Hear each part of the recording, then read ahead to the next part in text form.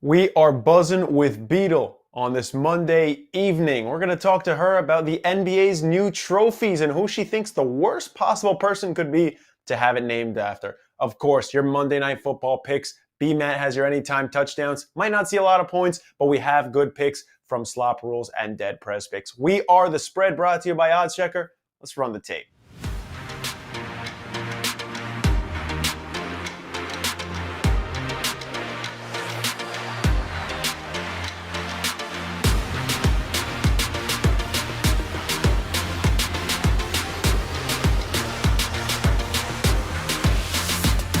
Welcome back to The Spread. As always, I'm your host, Matthias Wallman. I don't know if we're quite going to live up to the hype of World Cup final Sunday, but we'll try here on Monday Night Football on The Spread. I want to bring in SlopRules and DeadPresPicks now, two of our best handicappers here on OddsChecker. Gentlemen, before we get to tonight's game, I want to talk about yesterday. Did we have any bets hitting, and what was the vibes kind of watching that game from a spectator perspective? Yeah, it was exciting. I did have Argentina on the money to win the cup. Sorry, not the money line. But they did come through late. Gave me a couple heart attacks. I'm not a huge soccer guy, so I wasn't. I guess when it was 2-0, I was like, it's over kind of thing. So I kind of cashed it in, and then I looked up 20 seconds later and it was tied. So it was fun to watch. As a very casual soccer fan, it was the most enjoyable game that I watched, but I was happy to come out of it with some money. But yeah, I still don't think penalty kicks should decide the World Cup, Matthias. I think they need to work on a new rule. I saw your tweet. You're a hockey guy too. It's kind of crazy deciding it on penalty shootouts and hockey. But I will say I don't disagree. But counterpoint, I think if they had played another 20 minutes, everyone on that field might have honestly died. There was nothing left. You don't want that, you, John. You hit anything yesterday, John? I had a great time. I did a same-game parlay, and it was Argentina team total over 1.5, which was easy. And then that was tied with both teams to score, which obviously happened. That happened in a fun way too. I didn't get to see it though. So I was coaching my daughter's basketball team, so I was literally on the bench refreshing the scores just because it started in the second half of that game. So that sucked, but no one caught me. I don't think anyone knew what I was doing. So there was that. I had a great time watching it, and I was kind of happy Argentina won. I don't know why I like them because I'm not from there at all. I have no connection whatsoever to Argentina or France, really. So, but I was happy they won. So there was that. So good job, Argentina. Mix it up a little bit. Get a non-European country to win. It was definitely fun. Biasedly, I had a good time yesterday too, and I got a couple of bets hitting. So I'll take that too. We do have some bets that we want to hit tonight though for Monday Night Football. It's the Rams and it's the Packers. Low total in this game, sitting at about 39. Packers favorite by about a touchdown. But there's enough talent, at least in theory, on the field that we could see some things happening here. So I want to go to you first, Matt. Just kind of what your feelings are for this game, what you're looking at, and what your best bet is for tonight. Yeah, this is a game preseason. If you projected it out, you would think this would be one of the better games of the year. That's obviously why it's in the prime time. But it's been a house of horrors for both of these teams this season. The Rams, one of the worst teams after a Super Bowl in the history of the NFL. It's kind of crazy this team just won a Super Bowl. And to look at what they do. There's a bad team now. Some of that has to do with, Cooper Kupp's injury, Matthew Stafford. But even before that, they were struggling. Now at this point, they're kind of a train wreck.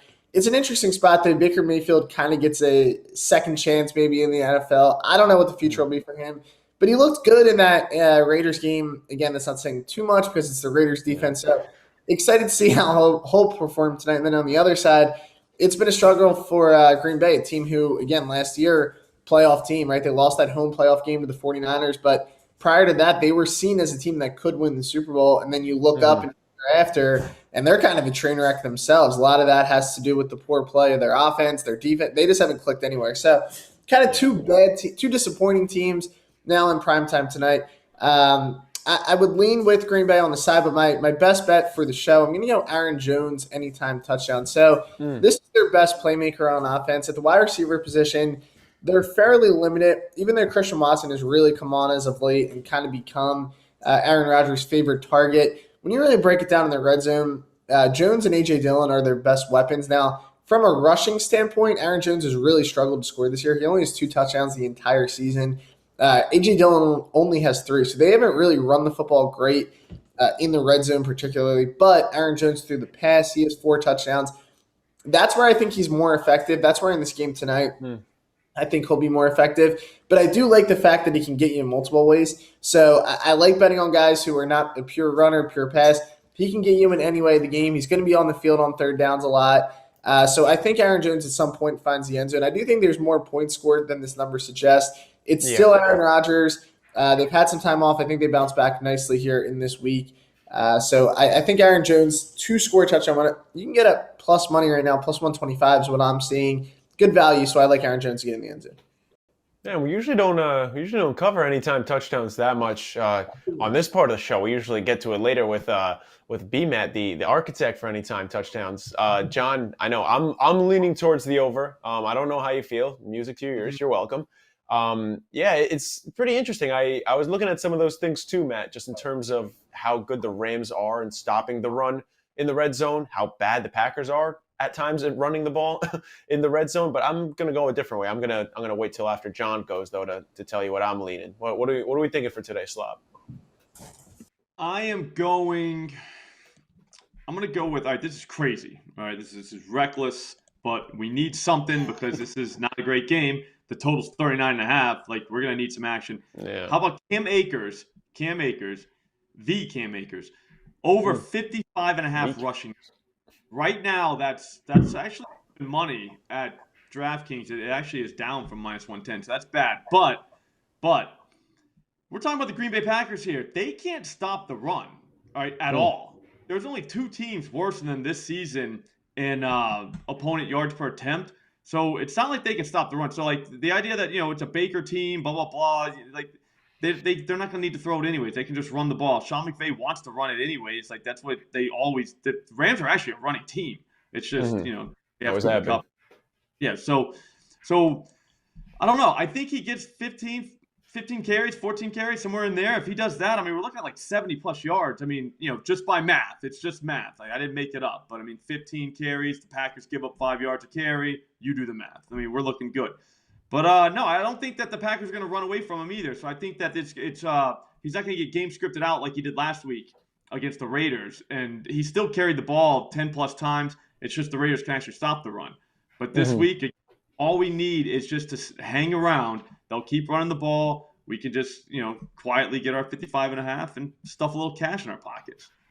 Yeah, I think, as much as you would think the Packers can run away with this, I don't think that's going to happen. I don't think anyone's expecting it. So I can imagine Cam Akers isn't getting game scripted out of this game at any point. And like you mentioned, it's Baker Mayfield. He looked good last week, but let's not kid ourselves. It's still Baker Mayfield, and I don't want to throw strays at your boy Tutu Atwell, but he is throwing a Tutu Atwell, so whoa! I don't want to throw any strays, but if that's your wide receiver 1, you're in trouble. Something's not going right. Too filthy. He's a little young. He's a little small, but he's gonna be fine. All right, he's gonna be fine. Okay, but fair. I don't know. It's crazy to take a running back that's on a 7.5-point dog team, but I don't buy it. I don't think that's gonna be a problem tonight. Yeah, I think 7.5 is a little crazy. I do really like the over today. Most people on BetMGM do like it too. Taking a look at some of their numbers, it's actually getting 59% of the bets are on the over, 57% on the handle. You mentioned it's about a touchdown favorite for the Packers. They're getting about 73% of the bets to cover the spread on BetMGM, which is kind of nuts, honestly, that it's that one-sided. I really like Aaron Rodgers over 1.5 touchdowns. And, as I say this, he's probably going to go, no touchdowns, 2 picks type of night tonight. Just kind of in the same vein of what Matt was saying, I think they're going to try to run the ball. It's not going to work. I think he's going to throw a touchdown to Aaron Rodgers. You're welcome. So we'll both cash our bets there. But yeah, I think they're going to have to throw it eventually. and I don't know how that's going to go. But I think Aaron Rodgers has hit it in like 75% of his last 10 games, something like that. So I'm going to rock with old reliable, who's been anything but reliable for this game. I don't know. Not very confident with a 39-point total. So it's kind of rough. You gotta bet something, Matthias. Yeah, I don't know. Keep you entertained. Yeah. Before I let you guys go, I want to take a look at some of the most popular bets on BetMGM. We'll play what we do twice a week here. It's if we're riding with the public or if we're fading them. So I'm going to give you the 3 most popular bets according to BetMGM so far today, and you guys are going to tell me which one you're going to take from those 3. So our 3 options for today are Aaron Jones to score the first touchdown at plus 550, Christian Watson anytime touchdown at plus 110, which is very low. And Tyler Higbee under 26.5 receiving yards at minus 120. I like these because it's, you always get the same thing. It's some touchdown, someone to score a first-time touchdown, and then some random prop that you wouldn't think of. Slop, we'll start with you. Which of those 3 you backing? I would take the Watson touchdown if I had to. It's out of those. But I don't know. Higbee could go over 27. That's one of those, like, the guy gets free on some, like, the tight end screen. It's just something stupid happening. That number's way too low for me to go under. Especially, I don't think that the Packers are great against the tight end position to begin with. But at the same time, if they do start running away with the Packers, mind you, now you're looking at a game script that the Rams don't want to be in, that they aren't normally, and that's when those guys start to go off a little bit. And going off for Higbee could be 35 yards going off for him, but that's over. So, yeah, I don't know. I can see Watson getting to the end zone. What about you, Matt? I would go Aaron Jones first touchdown just because I bet him to score at some point. So I love that. Yeah, I mean, when it gets down to it, I think the Rams are really going to struggle to put up points tonight. So I wouldn't feel confident betting anybody on the Rams to score first touchdown. On the flip side, I think Green Bay's going to be able to move the ball. It's kind of a coin flip in that red zone, Dillon or Jones, but I got to ride with my guys. So give me Aaron Jones first touchdown. All right, I like it. I think of those 3, I'd go Aaron Jones first touchdown too. I think Slop convinced me enough that I'm not rocking with Higbee. That's safety blanket central there if they do end up falling behind. Gentlemen, really appreciate you hopping on the show and hopping on my OC Premium. If you want more of SlopRules at DeadPresPicks, I have great news for you. We're bringing you our first ever OddsChecker simulcast. And this time it's for a college football bowl game. It's the Camellia Bowl between the Buffalo Bulls and the Georgia Southern Eagles, Tuesday, December 27th at noon. You can watch the game alongside Slop and DeadPresPicks. Ask them any questions you want. Get live, up-to-date live betting info and your best betting advice that you need. Again, Camellia Bowl, Tuesday, December 27th at noon. Buffalo Bulls, Georgia Southern Eagles. I know you're not doing anything else, so make sure you're tuning in to OddsChecker's first ever live stream simulcast. We're now going to take a look at a conversation I had with Michelle Beadle a couple of days ago. I wanted to get the pulse of how she's feeling about the new NBA awards. They just changed up all the MVP awards, defensive player, all of that. And I also want to see who the worst possible person for each award could be. Take a look. We're buzzing with Beadle again this week on The Spread. We're joined by the one and only Michelle Beadle from FanDuel TV. Michelle, we got a different backdrop today. Whole wall of shoes. How's it going? Yeah, this was my old podcast room that I'm changing into my new everything room. So I'm going to change this. I'm going to make it less girly. It's just a lot of heels.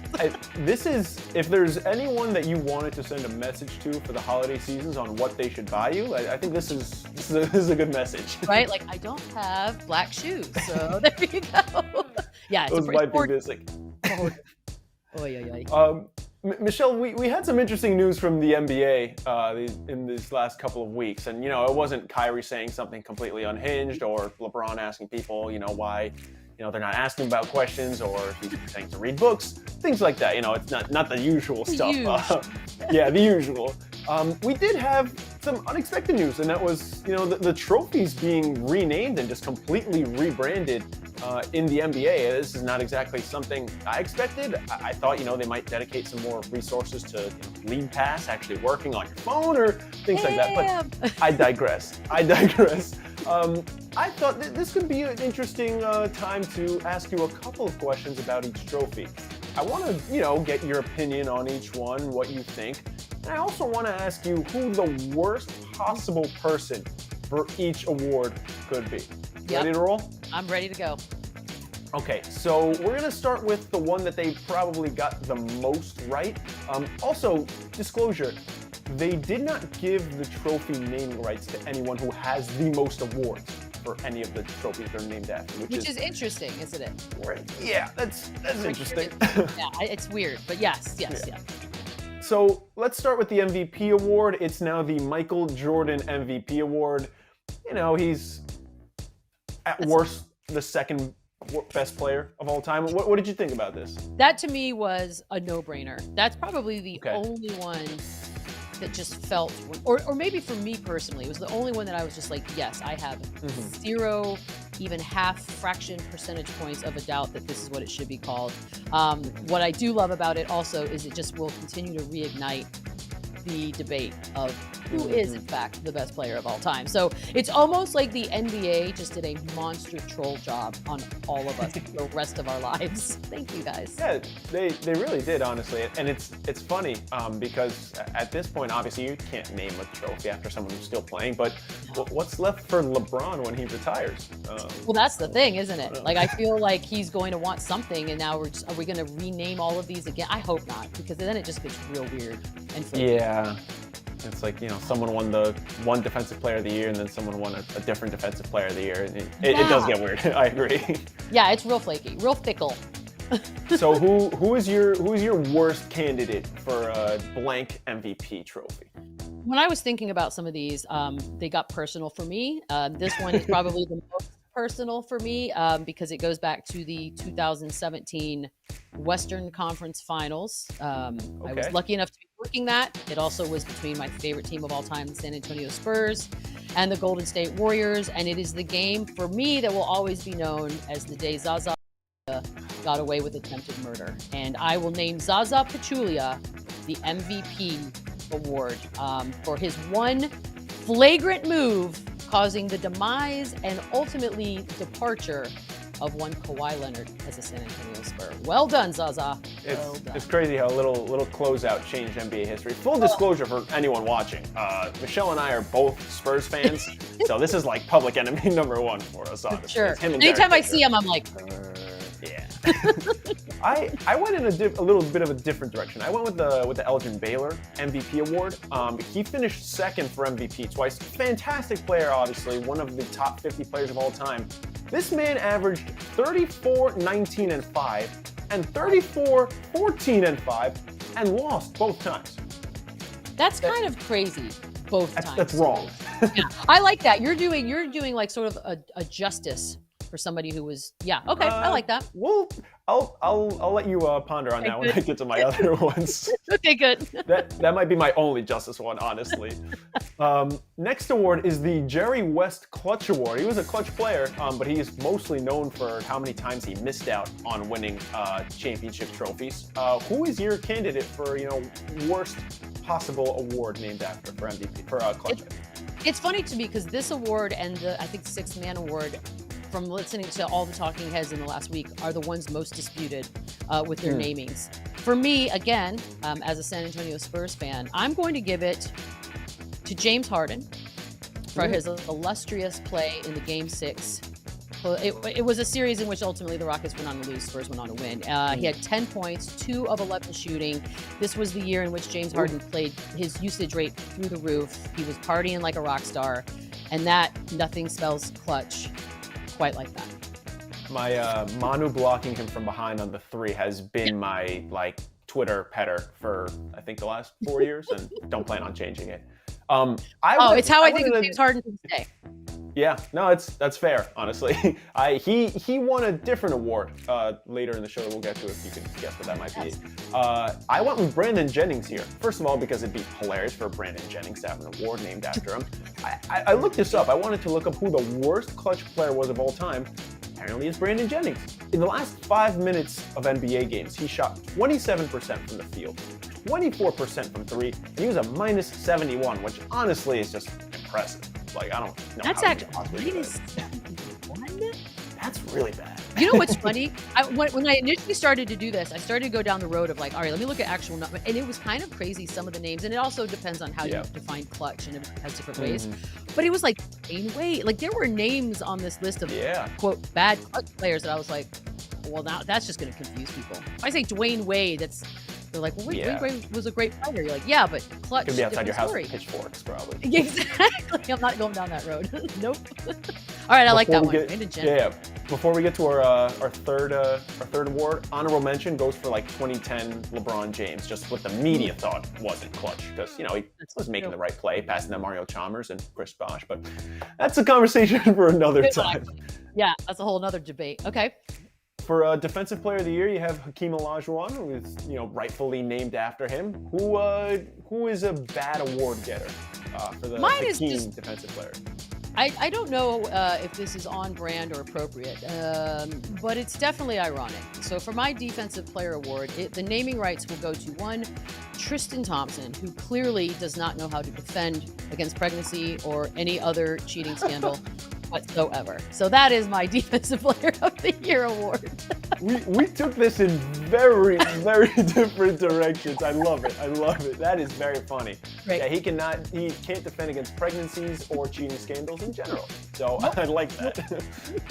I went with 2010's James Harden for worst defensive player because he's kind of turned things around at least a bit in terms of effort on paper, but just prime Shaq in a fool moments where James Harden was just like he's basically that meme where it's a security guard outside a football stadium who's just kind of checking people like that. That was essentially how James Harden would just play. Standing there. You're like, is he even still playing? Like, what? Yeah, there's some great moments. Yeah. That's a good call. Those checking the fool days were great. I think he might have gotten me beat for Tristan Thompson though. It's not appropriate, but that's all right. The Wilt Chamberlain Rookie of the Year award. This is probably the most spot on one, along with MVP. Who is your worst Rookie of the Year award getter? You know what's funny about it being the Wilt Chamberlain? It's just Wilt Chamberlain, for so many people, the name, it just brings different images, different guy. It's like a different version of Wilt Chamberlain each time. So it's kind of crazy to think, yeah, he was once also a rookie and a damn good one at that. But I decided to go, not every rookie needs to be what we think of as a rookie. So for me, I took one of, if not the oldest rookie in NBA history, was a Knick, Pablo Prigioni. Ooh, that is your year award, because it's never too late to live your dreams. That's fair. I again went in a different direction. I went with Anthony Bennett, maybe one of the worst number one picks. Wow. People are like, and Google, and okay. Yeah. That's a good one. Okay, let's go rapid fire for these last couple of ones. We got the John Havlicek Sixth Man of the Year award. I know we probably wanted it to be the Manu Ginobili one. Yeah. That would actually make sense. Yeah, I'll take it. I went with Melo when he got to Oklahoma City, just purely based off, hey, Pete, they want me to come off the bench. Not exactly sixth man there. No, that's actually good, because then you have that on the plaque. I just went Lou Williams, because yes, but also off the court, he was doing so much more than everyone else in his personal life. So for me, yes, Lou Williams, sixth man. That's Magic City MVP right there. Yeah, it is. How about the George Mikan Most Improved Award? Where'd you go here? This one was a little bit tougher, but this guy, his career has so many blunders, but he also had great moments. So for me, I went with J.R. Smith.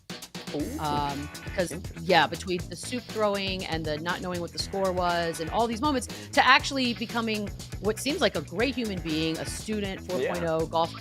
Yeah, I'm going to go Most Improved in all aspects. Surprise, I went with Jahlil Okafor. Averaged 17 and 7 as a rookie, 12-5 the next season, then nothing even remotely close. So. It just happens. It happens to the best of us. Yeah, this is tough if anyone's watching. And the last one I want to ask you, what is the funniest or worst award you could come up with for someone? Well, I was sort of in the award season mindset as we are, in the world of entertainment and everything's happening. And so I went Cecil B. DeMille. It's just given to somebody who's had great contributions in entertainment. And then I thought, well, who's some of the best floppers? Because I think that's entertaining. And I went old school. I went Vlade Divac. And also because I think he was funny off the court as well. But some of his flops, like go back and watch with Shaq people, Shaq wouldn't even near him at times anymore. You think he'd been shot. So yes, that's mine. Honorable mention for best flop ever, I think mine ever, is Raja Bell and Manu both flopping just simultaneously. It's like dead fish. Hey, but Manu got the call, so that's all that matters. All that matters. Mine, I went with worst possible teammate, and I have to give this to the only man that I know of that ever brought a gun into a locker room, Mr. Gilbert Arenas. Damn! That's actually pretty good. And now loved by all. Yeah, it's you want to give him most improved, you can too. Win multiple. Well, Michelle, I really appreciate you hopping on the spread for today. She's Michelle Beadle. You can see her on FanDuel TV breaking down all of the NBA awards and the worst possible people that can get them. Appreciate it again, Michelle.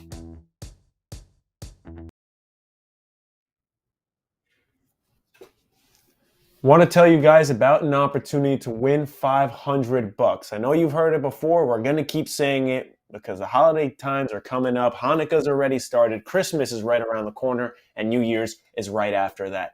If you follow us, or if you subscribe to our page, I should say on YouTube, at OddsChecker US, if you're not already watching on right now, you can win $500 free of charge right out of our pockets. Not mine, but the company's pockets in general. All you have to do is subscribe at OddsChecker US. You have a chance to win $500. And if you comment on any recent video, you have another entry, another opportunity to win $500 on us. If that's not enough, I have another opportunity for you, and it's to win $100 just by following our Instagram page. Similar rules, but this one is every single day. If you follow us on Instagram at OddsChecker US and you like the post in which we're giving away $100 each day, you're automatically entered as long as you comment and tag a friend. If you want to stay following us after, even if you win that $100, you have a chance to win another 100 at the end of the month. You're going to have to head over to our page to find out how to do that. Again, $100 on Instagram or $500 on YouTube. OddsChecker, your one-stop shop for some free money this holiday season. And to wrap things up on the spread, we're joined, as always, by Brian Matthews, a.k.a. BMatt, a.k.a. the Anytime Touchdown Architect, a.k.a. the guy who probably hates me because we bring him on for games that have a total of under 40 points in this case. Brian, I appreciate you not throwing something at me and for joining the show. Hey, appreciate you having me on. We're going to have to run a special show one of these days on a game with like a 55.5 point total just to get one right. I mean, we're not even asking for that much. Like 55 is nice, but like we're asking for like a 45, 46. We're rocking with 39 and a half, depending on where you're looking for Rams and Packers. I think we said this last week. There are enough names on here that in theory, at least on the Packers side, you should see some points. But, you know, I said this to Slop earlier in the show. I don't want to throw any shade at his guy, Tutu Atwell. But if that's your number one receiver, or someone we'll be talking about a little later, that's a problem. But that's why you're here, because we need people to bet on for touchdowns. I'm not going to keep the public waiting any longer. Who is your best bet for tonight, or who is your top bet for tonight? Number one. All right, top bet, number one pick. This was a trend last year. When the weather gets cold and you're playing in Lambeau Field and you have a running back with the nickname Quadzilla, you feed that man the ball. So I'm going with A.J. Dillon as my number one pick. He's been much more involved the last 2 weeks. He is an absolute bruiser, and in the cold weather, he is someone you do not want to tackle. So let's go ahead and get Dillon as the first pick on the board. Okay, interesting. And a lot of these guys, not coincidentally, Brian knows what he's doing, is some of the most bet on people according to DraftKings. A.J. Dillon comes in at number 4. Who's your next bet for tonight? All right. So if I'm staying on the Packers, look, it's tough to pass up a guy who scored 8 touchdowns in his last 4 games and is still available at plus odds. I mean, Christian Watson just seems to make plays. Aaron Rodgers has shown that he'll look to his guy, let him go up and make a play. And he's also shown that he can take the passes underneath and take that, 50, 60, 70 yards. He's got that kind of speed. So Christian Watson, with the Rams defense missing Aaron Donald, a lot of pieces, basically kind of sealing it in for the year. All right, give me Christian Watson. You're not alone there. Most bet on anytime touchdown scorer according to BetMGM and DraftKings. I think off air I told you it was kind of boring a pick. Yeah. It's not really boring if we're being honest. It's plus money for a touchdown score. There's a reason he is so low comparatively. Right. I mean, Why, said he's been making plays. Why don't you do this? I mean, give me a challenge here. All right, ask me Okay. another one of my favorites, and we'll jump the odds a little bit. How about that? Okay. All right, let's do it. Let's do it. Give me another one.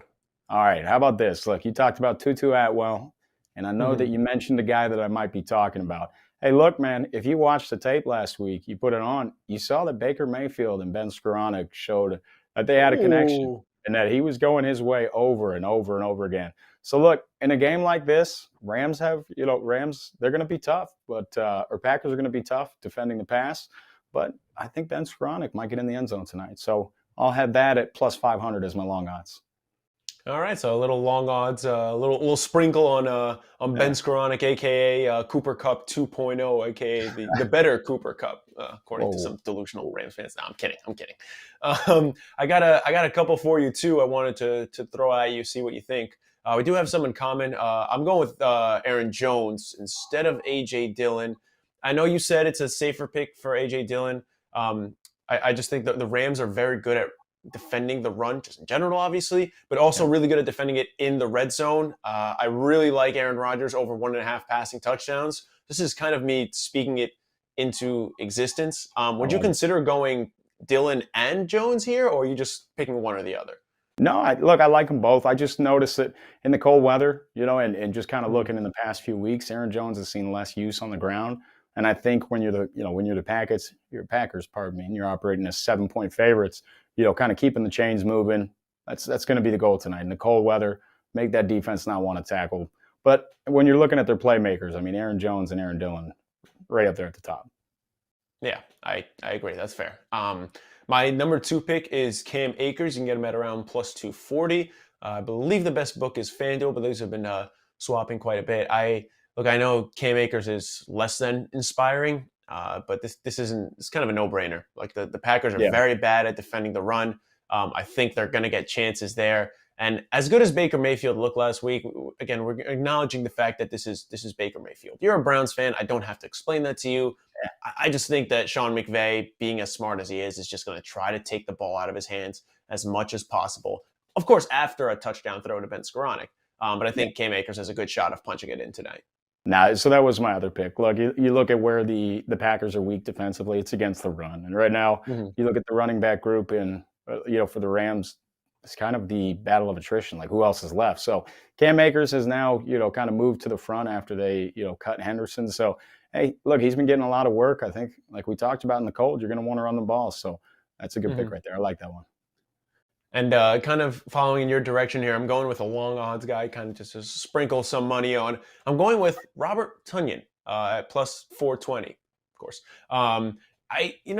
For me, there's kind of a misconception that the Rams have been good against a tight end. In theory, they have. But if you look at the last couple of weeks, you take out Zach Ertz getting hurt, like they've been giving up at least 50, 55 yards per tight end in games. And I think that this game is probably going to be a little closer than the line might indicate. I really like the Rams to cover here.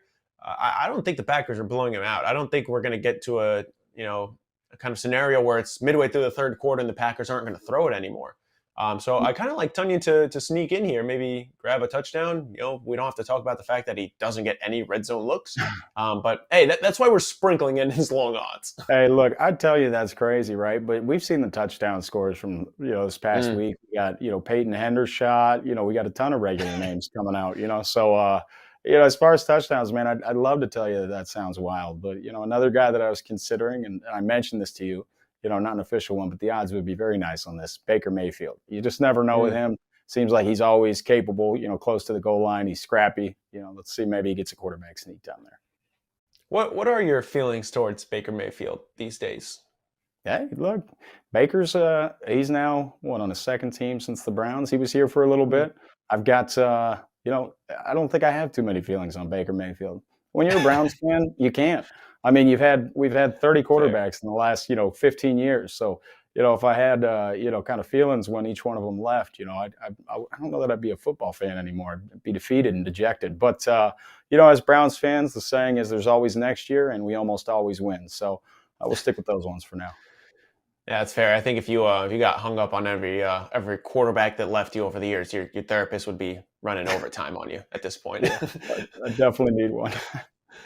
Brian, I appreciate you hopping on the show. Appreciate you for giving us our picks. Big thank you also to DeadPresPicks, SlopRules, everyone for hopping on the show. Michelle Beadle, too, breaking down her best bets for the NBA awards season on who would be the worst player or the worst person to have an award named after them. That's going to do it for us tonight on The Spread. We will be back with you on Thursday. I'm going to be hitting the streets of New York City, asking people what they think about the holidays. BMatt will be back. SlopRules and DeadPres will be back as well. Till then, hope you're getting in the green.